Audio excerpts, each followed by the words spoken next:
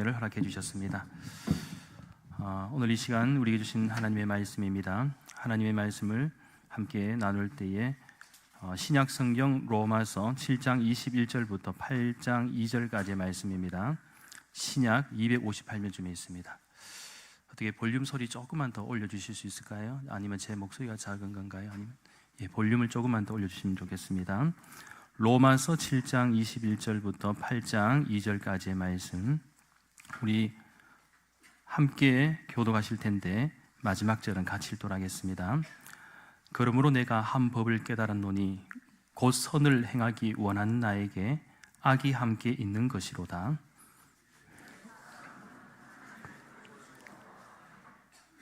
내 지체 속에서 한 다른 법이 내 마음의 법과 싸워 내 지체 속에 있는 죄의 법으로 나를 사로잡는 것을 보는도다.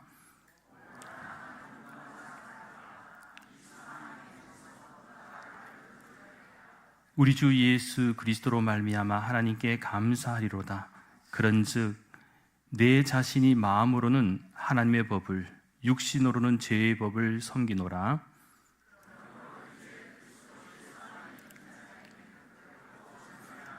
함께 읽겠습니다. 이는 그리스도 예수 안에 있는 생명의 성령의 법이 죄와 사망의 법에서 너를 해방하였음이니라. 아멘. 할렐루야. 오늘 2025년도 새로운 한 해를 시작하면서 신년 부흥회를 허락하신 하나님께 먼저 영광과 감사의 박수를 한번 올려드리도록 하겠습니다. 하나님 감사합니다. 오늘 연합 찬양팀의 정말 아름답고도 영감 있는 찬양 너무나도 감사합니다. 사실 오늘 이 연합 찬양팀은요, 어제 송구 영신 예배 드리고 또 많은 분들이 또 일찍 잠을 못 주무시고 오신 분들도 계실 거라고 생각을 하는데, 그래도 오늘 이 성회를 위해서 오전 10시에 모여갖고 이 오전 10시에 모여서 정말 사모하는 마음으로 열정적으로 연습하고, 그래서 이렇게 기쁨으로 이 사명을 잘 감당해 주니까 우리가 이렇게 찬양팀 보기만 해도 은혜가 되지 않습니까? 오늘 참 하나님께 영광스러운 찬양을 올려드린 것이다 라고 생각을 합니다. 특별히 이번 부흥회를 기도 가운데 준비하면서 저는 개인적으로 하나님께 질문을 이렇게 하였습니다. 하나님, 어떻게 준비할까요? 그래도 처음 하는 부흥회인데 어떻게 준비를 할까요? 장영동 목사님이나 김문은 목사님처럼 됐다 웃기는 설교를 준비할까요? 그러니까 하나님께서 너는 웃기려고 하면 못 웃기니까 쓸데없는 짓 하지 말라 그러더라고요. 못 웃기는데 억지로 웃기라 하지 말고, 쓸데없는 짓 하지 말고 말씀의 본질로 시작하는 거예요. 그러면서 하나님이 저에게 주시는 말씀은 그래도 말씀으로 하나님의 뜻을 분명하게 전하라는 겁니다. 그러니까 제 마음이 좀 평화로워졌습니다. 사실 오직 성경의 말씀으로 오늘 우리가 처해 있는 나의 현실을 돌아볼 수 있는 것이 매우 중요하거든요. 그래서 복잡한 생각을 다 버렸습니다.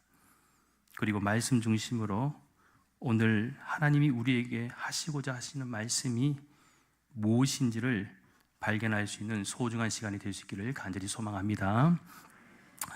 그리고 이제서야 고백하는 말씀입니다만, 제가 지금 목 상태가 상당히 좋지 않습니다. 지난주 금요일부터 목 감기와 몸살 감기가 왔었는데, 우선 급한 대로 가까운 가정의학과를 다녀왔었는데, 그때는 뭐 심각하게 생각하지 않아서 그런지 약을 좀 약하게 지어준 것 같았습니다. 그러나 지난 토요일 밤에는 몸이 너무 아팠고 이 침을 삼키기도 어려운 그런 상황이었습니다. 밤새도록 잠을 설쳤고 결국 송영주일 예배를 드리게 되었습니다. 오후 교회학교 졸업 예배까지 목이 칼로 찌르는 듯이 아팠지만 정말 정신력으로 버텼던 것 같습니다. 그리고 월요일 잘한다는 이비인후과에 갔었더니만 요즘 유행인지 환자들이 정말 많았습니다. 오랜 시간에 기다린 끝에 여러 가지 검사를 하더니만 목이 상당히 부었고 특별히 목의 염증이 심각하다라고 말했습니다. 그렇지 않아도 계속 말하기가 힘들 정도로 목이 너무 아팠고 가래를 뱉으면 진한 갈색의 피까지 묻어나왔기 때문에 어느 정도 예상은 했었습니다. 그래서 의사 선생님 그러시더라고요. 이게 바이러스 때문일 수도 있는데 혹시 목을 많이 사용하시나요? 그러더라고요. 순간 뜨끔했습니다. 직업을 이야기 안 했는데 마치 직업을 들킨 느낌이라고 할까요? 그래서 예, 좀 그렇습니다 하고 넘어갔는데 선생님이 목이 많이 붓고 염증이 났을 때는 가급적 말을 많이 하지 말라고 그러더라고요. 그런데 송군영신 예배와 신년붕해를 앞두고 있는데 그럴 수가 없지 않겠습니까? 그래도 저는 하나님이 지켜주실 것이라는 믿음이 있기 때문에 어떻게든지 하나님께서 되게 하실 것이라는 것을 확신하며 오늘 이 시간까지 이르게 되었습니다. 무엇을 말하고 싶은가? 저는 오늘 신년붕회를 위해서 절박함과 간절함으로 준비하며 나왔습니다. 여러분은 어떠한 마음으로 지금 나오셨습니까? 그냥 하나님께 예배 한 번 더 드리는 것으로 인식합니까? 아니면 이번 시간만큼은 적어도 내가 하나님 앞에 절박함과 간절함으로 나오셨습니까? 저는 오늘 이 시간 여러분들이 하나님 앞에 겸손히 엎드리고 우리의 연약함을 고백하고 하나님께 온전히 우리 자신을 드리며 시작할 수 있는 은혜가 있어야 할 줄 믿습니다. 그리고 이 말씀을 듣고 난 후에는 여러분 안에 가지고 있는 쓴뿌리들도 다 쏟아내십시오. 육신의 연약함, 내 마음의 이 정말 속물과도 같은 그런 거짓된 마음들도 하나님 앞에 다 회개하고 쏟아내십시오. 그래야 우리가 살 수가 있습니다. 지금까지 우리는 하나님 앞에서 가면을 쓰고 혹시라도 잘 믿는 척, 의로운 척, 경건한 척하며 살아온 것은 아닌지를 한번 돌아봐야 됩니다. 하나님과의 관계에서 우리가 회복해야 된다는 것이죠. 그런데 보통 보면요, 하나님의 일을 앞두고 영적 싸움을 할 때가 많습니다. 저의 몸과 건강 상태도 그렇습니다. 꼭 중요한 일을 해야 할 때 사탄이 건강적으로, 심리적으로, 정신적으로 시험을 해옵니다. 아마 여러분도 그럴 것입니다. 하나님이 기뻐하신 일을 하려고 할 때면 이상하게 갈등이 일어나게 되고 마음 상할 일이 생기게 되고 원망과 불평이 생기는 마음이 들기도 합니다. 그러나 이러한 것들에 우리가 넘어가면 지는 싸움이 된다는 거예요.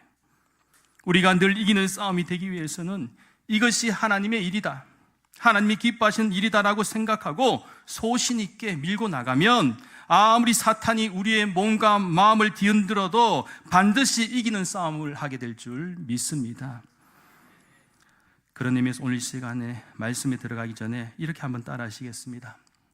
말씀의 텍스트가 컨텍스트를 이끌게 하십시오. 말씀의 텍스트가 컨텍스트를 이끌게 하십시오. 여기서 텍스트는요, 하나님의 말씀인 성경이고요, 컨텍스트는 우리들의 환경과 상황입니다. 그렇기에 하나님의 말씀을 잘 듣고 순종하는 자에게는 하나님께서 우리들의 환경과 상황을 이끌어 주실 것입니다. 분명한 사실은 텍스트는 컨텍스트를 해석하고 변화시킬 능력이 있다라는 것입니다. 할렐루야. 따라서 꼭 기억하시기 바랍니다. 하나님의 말씀을 귀하게 여기는 사람은 하나님도 귀하게 여기는 사람이 될 것입니다. 그러면 이제 본격적으로 하나님의 말씀을 나눌 텐데요, 사실 제가 이번에 이 말씀을, 본문의 말씀을 가지고 묵상하며 준비하면서요, 몇 번이고 제 마음이 울컥했는지 모르겠습니다. 그 어느 때보다 말씀을 준비하면서 이 사도 바울의 고백을 보면서 사실 연약한 제 모습을 발견해서일지도 모릅니다.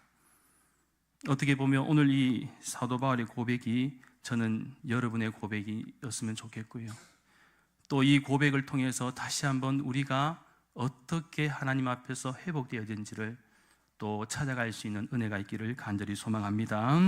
먼저 21절 말씀에 주목하시면 사도 바울은 자신의 인격 안에 죄악을 향한 본성이 있다라고 이렇게 고백하고 있습니다. 그러므로 내가 한 법을 깨달았노니 곧 선을 행하기 원하는 나에게 악이 함께 있는 것이로다. 그래서 사도 바울은 이를 나타내기 위해서 바로 앞에 말씀, 오늘 읽지는 않았지만 20절 말씀에서 내 속에 거하는 죄라는 표현을 사용하였고, 바로 이어 21절 말씀에서는 선을 행하기 원하는 나에게 악이 함께 있다라고 이렇게 표현을 하였습니다. 결국 사도 바울의 고백에 의하면 예수님을 믿고 거듭난 성도라고 할지라도 타락한 아담으로부터 물려받은 옛사람의 본성의 찌꺼기가 우리에게 여전히 남아있다는 것입니다. 그래서 사도 바울은 이것을 육신으로 표현하기도 했는데 로마서 7장 5절 말씀에서 잘 발견할 수 있는 내용입니다.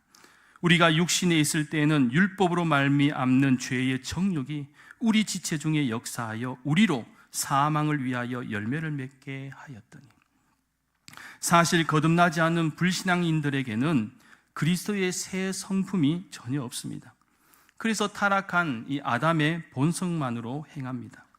그렇기에 이 타락한 본성으로만 행동하면 어떻게 됩니까? 온갖 죄악을 범하고 불신앙을 행하며 하나님의 진노 아래 있다는 거예요. 그래서 오늘 우리 시대를 바라보면 진짜 걱정되지 않습니까? 새로운 2025년의 시간을 맞이했지만 우리 사회를 보십시오. 우리 주변을 보십시오. 정말 악한 영의 도전들이 얼마나 많습니까? 지금 더 치열한 영적 전쟁을 우리는 올 한 해 치러야 될지도 모릅니다. 그러나 예수님을 믿고 성령과 말씀으로 거듭난 성도는 그리스도의 새 성품을 지니게 됩니다. 믿으십니까? 그래서 하나님을 사랑하게 되고 또 의와 선을 행하게 된다는 거예요. 그러나 그렇다고 해서 옛사람의 본성이 아주 없어진 것이 아니라는 사실입니다. 우리 믿는 성도들에게도 옛사람의 본성의 찌꺼기가 여전히 남아있다는 것인데 그 이유가 무엇입니까? 하나님께서 우리에게 자유의지를 주셨기 때문이기도 합니다. 그리고 이 옛사람의 본성의 찌꺼기는 성도의 몸이 부활하여 신령한 하늘의 몸을 입을 때에 비로소 완전하게 사라지게 됩니다. 이 부분은 사도 바울이 고린도전서 15장 50절부터 57절까지 말씀에서도 잘 설명하고 있는 대목입니다. 아무튼 우리는 죄와 아무런 관계가 없는 하늘의 신령한 인격체로 변하게 되는데 그때가 언제인가? 이것을 조직 신학에서는 영화라고 합니다. 영화.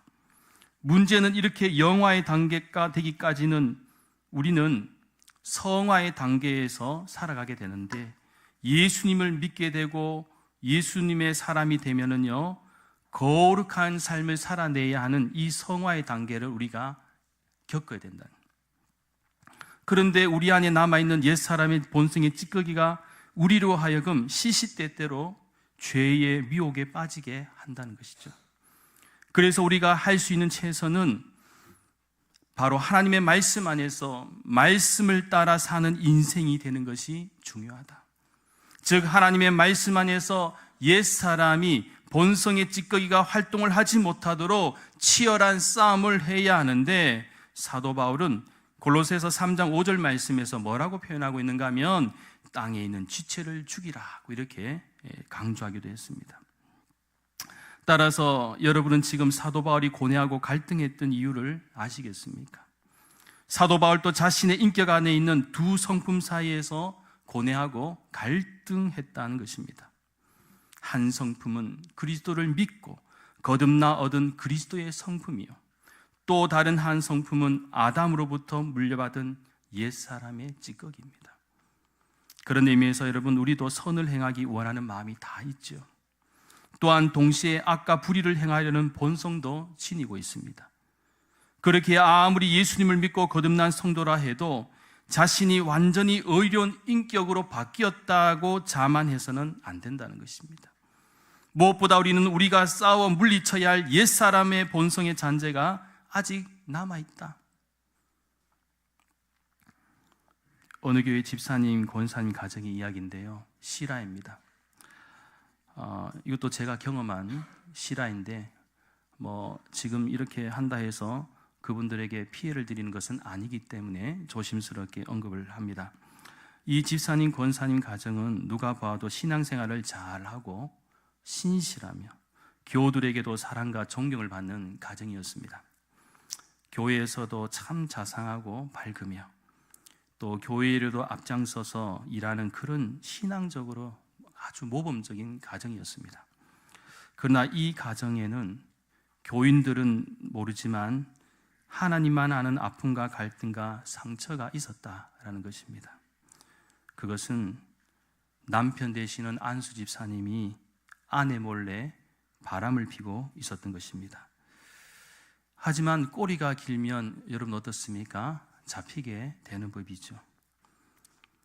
결국 이 아내에게 들키게 되었고 이 권사님은 너무나도 큰 충격에 빠졌습니다. 그래도 이 권사님이 믿음이 좋은 것이 이 남편이 그래도 그동안 해왔던 좋은 면들을 보고 그래, 실수할 수도 있는 거야. 그래도 이 자녀들 위해서, 그리고 또 우리가 그래도 하나님을 믿는 가정인데 내가 덮고 품고 가자, 이런 마음을 가지고 있었던 것이죠. 그래서 용서하기로 하고 또 상대방 여자와의 관계를 모두 정리하기로 요청을 했습니다. 그리고 이 집사님은 그렇게 하겠다라고 약속을 했습니다. 그러나 사람은 한번 기회가 주어졌을 때에 정신을 바짝 차려야 했는데 그 약속을 지키지 못하고 계속적인 관계를 몰래 유지하였던 것입니다. 결국 충격을 받은 이 권사님은 깊은 우울증에 빠졌고 이혼을 하게 되었습니다. 그리고 두 아들도 각자의 입장에 따라서 큰아이는 아빠에게로, 작은 둘째 아들은 엄마에게로 가서 이렇게 함께 살게 되었습니다. 여러분, 참으로 불행한 일이지 않겠습니까? 아무리 신실하고 열심히 신앙생활을 한다 해도 육신의 욕망의 시험으로부터 자유롭다는 보장이 없다는 것입니다. 마찬가지로 공중권세 잡은 자인 사탄은요, 우리 각자에게 가장 약한 부분을 언제든지 공격할 수가 있습니다. 나는 믿음이 좋기 때문에, 나는 의로운 사람이기 때문에 절대로 잘못된 길을 걸어가지 않는다고 누가 호언장담할 수 있겠습니까? 사탄은 우리의 약점을 다 알고 있는 거예요. 여러분들이 무엇을 건드리면 쓴뿌리가 올라오고, 무엇을 건드리면 분노하고, 무엇을 건드리면 불이하게 변하는지를 알고 있다는 것입니다. 작년에 우리 대한예수교 장로회 통합 측 한 총회장이 물의를 일으켜 사임한 바가 있습니다. 아마 매스컴을 통해서 아시는 분은 아시겠습니다만, 사실 그분은 제가 서울 영등포교회에 있을 때에 같은 노회의 목사님이셨습니다. 그때 1년에 한 번씩 부목사들을 위한 이 노회에서 주관하는 목회 훈련 교육이 있었습니다. 그때 그 총회장 목사님이 강사로 오셔서 하신 말도 제가 지금 기억납니다. 시대가 악하다. 시대가 악하기 때문에 부목사님들 정신 똑바로 차리고 제대로 하라고 막 훈계했어요. 앞으로 이게 이런 정신 상태로 하면 안 된다고. 근데 자기가 그렇게 일을 저지를 줄은 누가 알았겠습니까? 깜짝 놀랐죠. 문제는 상담을 하면 교회에서 문을 잠깐 열어놓고 상담해도 될 텐데 왜 그 먼 파주에 있는 한 모텔로 가서 상담을 했을까요? 아무 일도 없었다는데 누가 믿을 수 있을까요? 그것도 한두 번이 아니고. 부끄럽죠? 여러분, 심각하게 들으셔야 합니다. 이제 사탄 마귀는요, 영적 지도자인 목회자들도 무차별로 공격하고요, 성도들도 무차별로 공격합니다. 우리의 가장 약한 부분들을 공격하고 성화의 과정에서 무너지도록 열과 성을 다하고 있다는 거예요. 그런데도 우리는 아무렇지도 않을 것이다라고 생각하고 그저 그냥 내 믿음에 만족하고 살고 있다. 내 자신을 돌아보지 않고 살고 있다.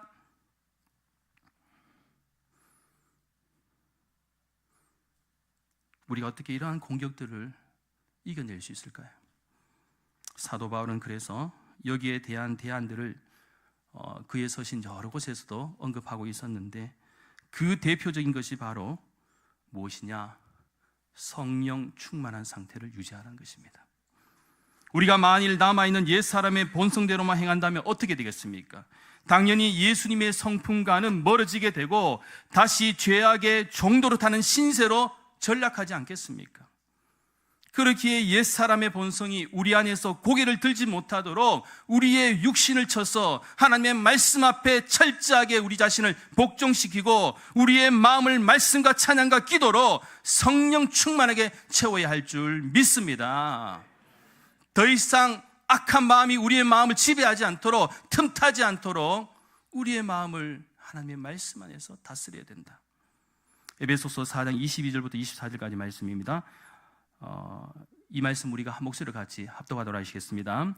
너희는 유혹의 욕심을 따라 썩어져가는 구습을 따르는 옛사람을 벗어버리고 오직 너희의 심령이 새롭게 되어 하나님을 따라 의와 진리의 거룩함으로 지으심을 받은 새 사람을 입어라. 아멘. 우리는 옛사람을 벗어버리고 하나님을 따라 의와 진리의 거룩함으로 새 사람을 입어야 할 줄 믿습니다. 계속해서 오늘 보면 21절과 23절 말씀에 주목하시면 사도 바울은 분열되고 다투는 자기의 속사람에 대해서도 관찰한 것을 고백합니다. 22절 말씀, 내 속사람으로는 하나님의 법을 즐거워하되. 이 하나님의 법을 즐거워하는 속사람이 바로 그리스도를 믿고 거듭난 성도가 얻은 새 성품입니다. 그러면서 바로 또 언급하는 바가 무엇입니까? 23절 말씀에서 내 지체 속에서 한 다른 법이 내 마음의 법과 싸워라는 것입니다. 여기서 우리는 사도 바울의 이런 고백 속에서 그가 가진 세 가지 눈을 발견하게 됩니다. 첫째는 모든 사람들이 가지고 있는 육체의 눈입니다. 사람들은 이 눈으로 사물의 겉을 파악하죠. 둘째는 영적 눈을 지녔습니다. 하나님을 사랑하고 하나님의 법을 볼 줄 아는 눈이 바로 영적인 눈입니다. 이 눈은 곧 믿음의 눈이요, 이 눈으로 그리스도를 보고 그리스도와 교제합니다. 물론 거듭나지 않은 불신자들은 이런 영적인 눈이 없습니다. 마지막으로 영적 상태를 관찰하는 눈입니다. 어떻게 보면 이 세 번째 눈이 이 오늘 본문에서 언급한 것 가운데 가장 중요한 부분이라고 볼 수가 있는데요. 즉 자신의 영적 상태가 정상적인 것인지 비정상적인 것인지를 관찰하는 눈을 우리 믿는 성도들은 지니고 있어야 한다라는 것입니다.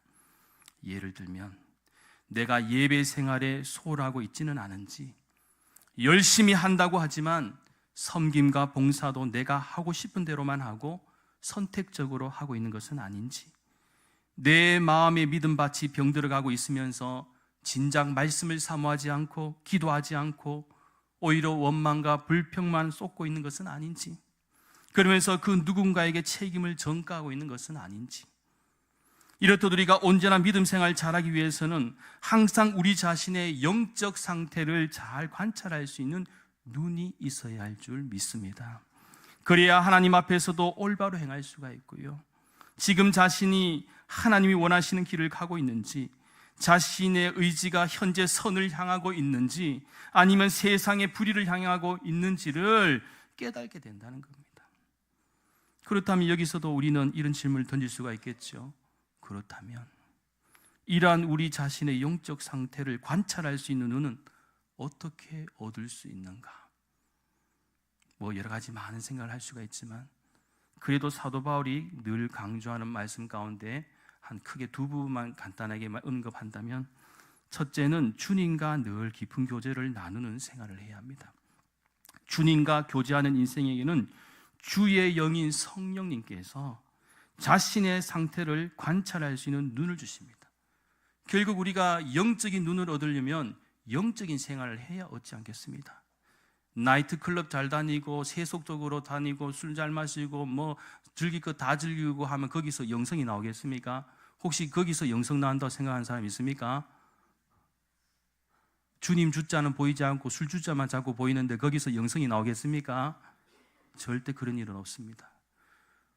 우리는 어떻게든 하나님과의 영적 교제에 승리를 해야 된다는 거예요. 그렇지 않고는 우리의 영적 눈이 밝아질 수가 없습니다. 사도 바울도요, 예수님을 처음 만났을 때 뭐가 벗겨진 줄 아십니까? 눈에서 비늘이 벗겨졌어요. 벗겨졌다는 게 뭔지 아십니까? 옛 사람의 모습이 벗겨져 나간 것이고요, 보지 못하는 것을 볼 수 있는 눈이 이제 예수님을 만남으로써 영안이 열렸다는 걸 의미하는 거예요. 둘째는요, 하나님의 말씀 앞에서 늘 우리 자신을 비춰보아야 된다는 거예요. 왜냐하면 하나님의 말씀은 우리의 영적 생활의 척도이기 때문입니다. 세상에 아무리 좋은 철학서적, 과학서적, 세상의 도서요, 보십시오. 우리의 영을 변화시키지 않는 거예요. 교훈적이고 약간의 도움은 될 수가 있겠지만 근본적으로 우리의 영혼을 살리지는 못합니다.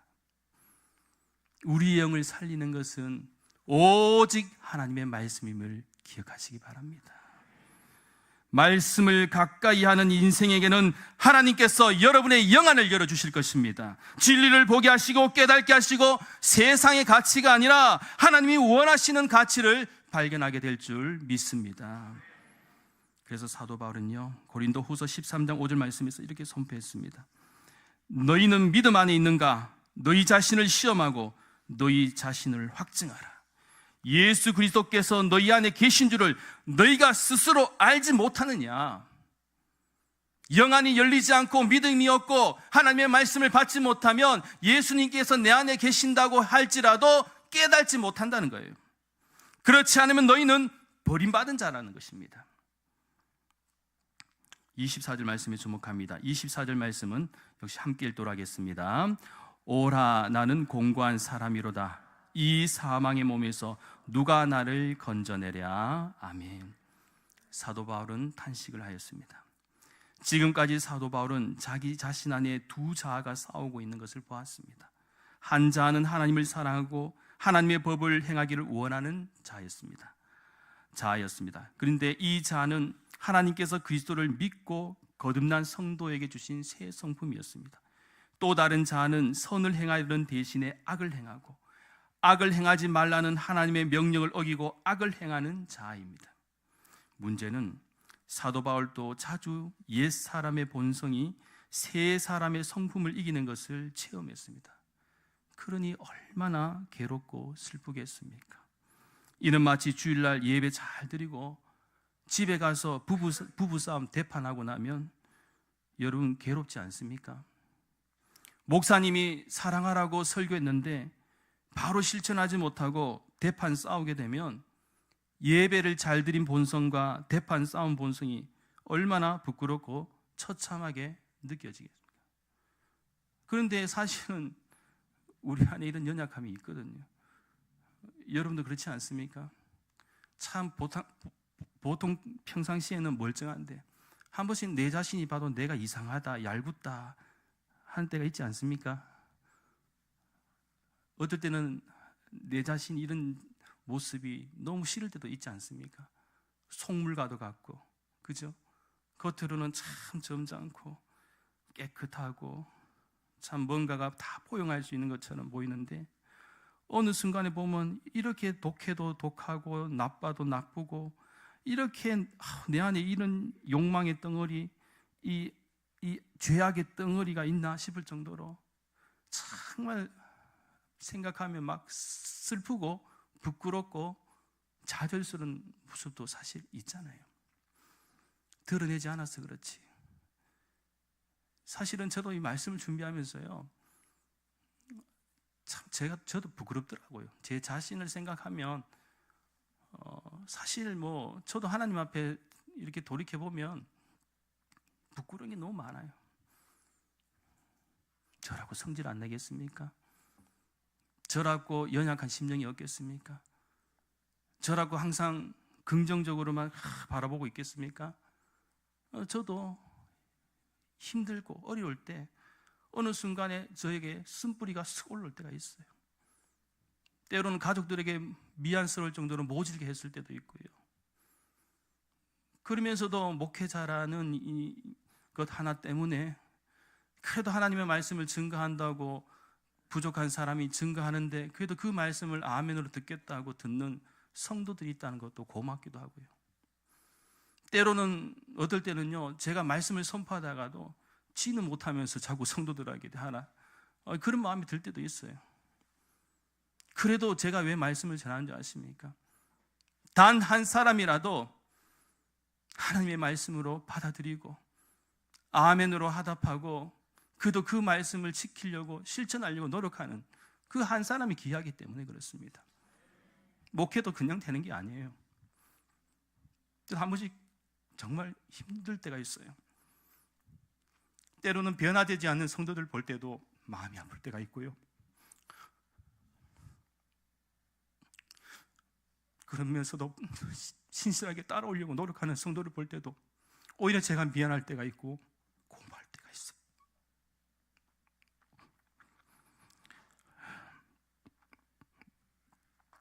사도 바울은 오늘 본문에서 공고하다라는 단어를 사용했어요. 24절 말씀에서 이 공고하다, 이 단어 참 중요한데 헬라 원어로 살펴보면요, 탈라이로포로스라고 하는데 이 말은 전쟁에서 패배하여 적의 포로가 된 기진맥진한 병사의 모습을 묘사할 때 사용되는 말입니다.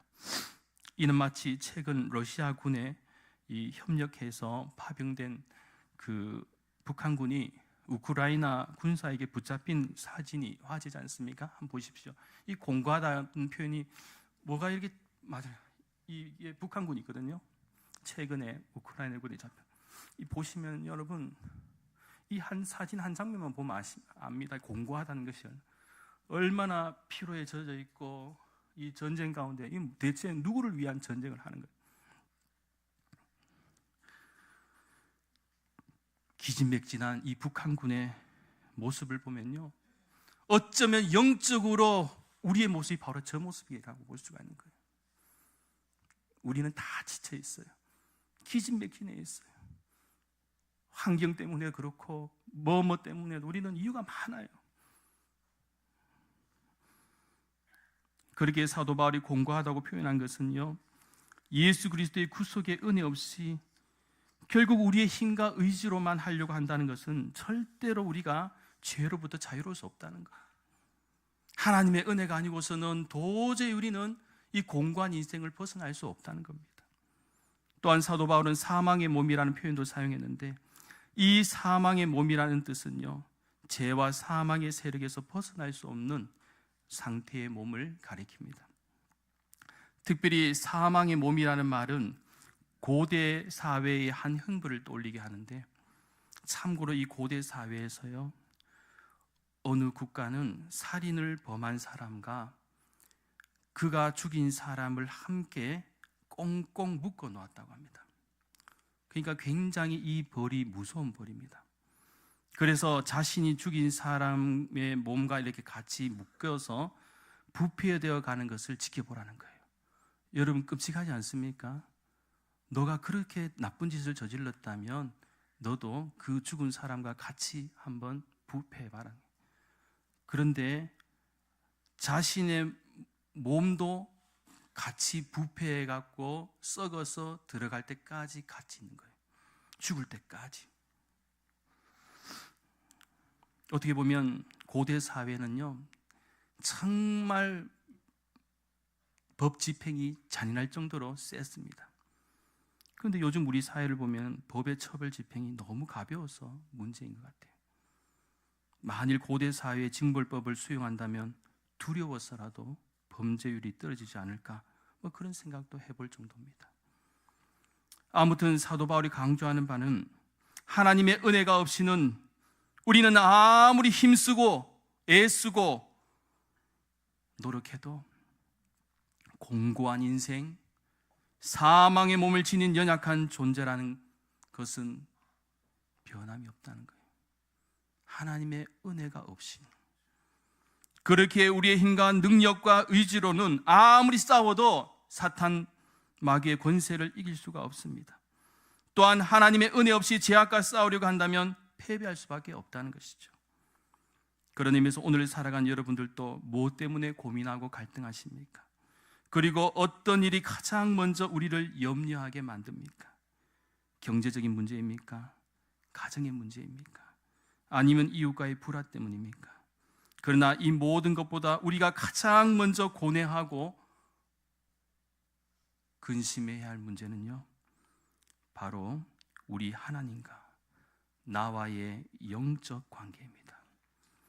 우리는 이 문제를 우리 생의 가장 큰 문제로 삼아야 할 줄 믿습니다. 여전히 지금 믿는 성도들, 오늘날 우리 한국교회가 이렇게 부패하고 타락했다, 우리 사회가 썩어가고 있고 죄악 가운데 있다, 이유가 무엇인 줄 아십니까? 하나님을 제대로 믿지 않기 때문에 그렇습니다. 믿는다고 고백하지만 진실되게 믿지 않다는 것이죠. 그저 가면을 쓰고 경건한 척, 거룩한 척, 그냥 신앙의 모양만 가지고 있다는 거예요.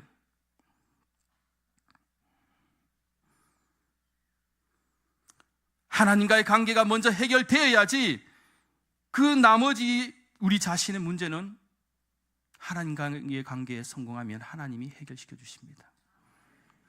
마지막으로 오늘 본문 8장 1절과 2절 말씀에 주목하시면 사도 바울은 7장에서 언급된 부분과는 전혀 다른 분위기의 메시지를 우리에게 전해주죠. 그것은 바로 그리스도 예수 안에 있는 자에게는 결코 정죄함이 없다라는 선포입니다. 여러분 믿으십니까? 그렇다면 하나님은 왜 우리 성도를 정죄하지 않으실까요? 이유가 있습니다. 그 이유는 예수님께서 우리가 받을 정죄와 저주를요, 십자가의 죽음을 통해서 예수님께서 다 받으셨기 때문입니다. 만일 예수님께서 우리를 위해 십자가 대속의 죽음을 당하시지 않으셨다면 우리는 정죄를 받아도 100번은 더 정죄를 받아야 했을 것이고 지옥으로 가도 가장 고통스러운 곳으로 가야 할 사람들이었습니다. 그런데 예수님께서 우리를 살리셨기에, 예수님께서 우리를 위해서 대신 희생 제물이 되셨기에 우리의 죄에 대해서 하나님이 은혜로 없어서가 아니라 있지만 죄를 사해 주신 것입니다. 그런데도 우리가 다시 옛 사람의 모습으로 돌아가야겠습니까? 다시 한번 세상을 어지럽게 만들어야 되겠습니까? 비록 우리는 약점이 많은 인생이지만, 그래서 사탄은 계속해서 우리를 정죄하며 네가 정말 하나님의 자녀냐? 하나님 앞에서 부끄럽지 않냐? 라고 공격하고 참소할 때마다 우리는 하나님의 은혜를 가볍게 여기지 마시기 바랍니다. 그래, 나는 부족한 죄인이다. 그리고 속물과도 같은 사람이다. 그래도 하나님의 은혜 안에서 나는 다시 일어설 것이고 더 이상 패배자의 삶이 아니라 승리의 삶을 살 것이다. 주님이 나를 다시 살릴 것이다 라는 확신을 가지고 우리는 날마다 주님 앞에 더 가까이 나아가야 할 줄 믿습니다. 그럴 때 오늘 사도 바울의 고백이 무엇입니까? 8장 2절 말씀에서 뭐라고 고백하고 있습니다. 그리스도 예수 안에 있는 생명의 성령의 법이 죄와 사망의 법에서 너를 해방하였습니다. 예수 그리스도의 십자가 보혈이 우리를 살리셨고, 우리가 예수님의 이름으로 담대하게 이 세상을 선포하며 나아갈 때에 하나님께서는 우리를 살게 하십니다. 살리게 하실 것입니다. 되게 하실 것입니다. 역사하게 하실 것입니다. 우리가 할 수 없는 것조차도 하나님께서 일으키실 것입니다. 그럴 때 하나님은 나를 주목하실 것입니다. 누군가 나를 주목하고 따뜻한 시선으로 기도하고 응원한다고 한번 생각해 보십시오. 얼마나 큰 힘이 되고 용기가 나지 않겠습니까? 하물며 전능하신 하나님, 우리의 인생을 살피시는 하나님께서 나를 주목하시고 인도하심을 믿는다면 우리는 당연히 그리스도 예수 안에서 머무는 인생이 되어야 할 줄 믿습니다. 그래서 사도 바울의 선포처럼 그런즉 누구든지 그리스도 예수 안에 있으면 새로운 피조물이라. 이전 것은 지나갔으니 보라 새 것이 되었도다. 보라 새 것이 되었도다. 이 말씀처럼 그리스도 안에서 새로운 피조물로 거듭나 올 2025년의 시간은 예수님과 함께 죽고 예수님과 함께 살며 세상에서 더 이상 죄가 우리를 침노하지 못하며 늘 말씀을 따라 승리하는 삶을 사는 복된 인생이 될 수 있기를 예수님의 이름으로 간절히 축원합니다. 기도드리겠습니다. 거룩하신 하나님, 이 시간 기도의 손을 높이 듭니다. 저희는 사도 바울의 고백과 같이 지극히 연약하고 부족한 존재입니다. 그러나 우리를 주목하시고 그리스도 예수 안에 있는 자에게는 정잠이 없다고 말씀하신 바와 같이 비록 우리의 부족한 허물과 제약이 있다고 할지라도 늘 하나님 앞에서 회개하고 자복하며 무엇보다 은혜 안에서 머물러 주님과 함께 죽고 주님과 함께 살아 이 세상에서 더 이상 죄가 우리를 침노하지 못하도록 날마다 주님의 말씀을 따라 승리하는 복된 인생 될 수 있도록 역사하여 주시옵소서. 감사드리며 모든 말씀 거룩하신 예수님의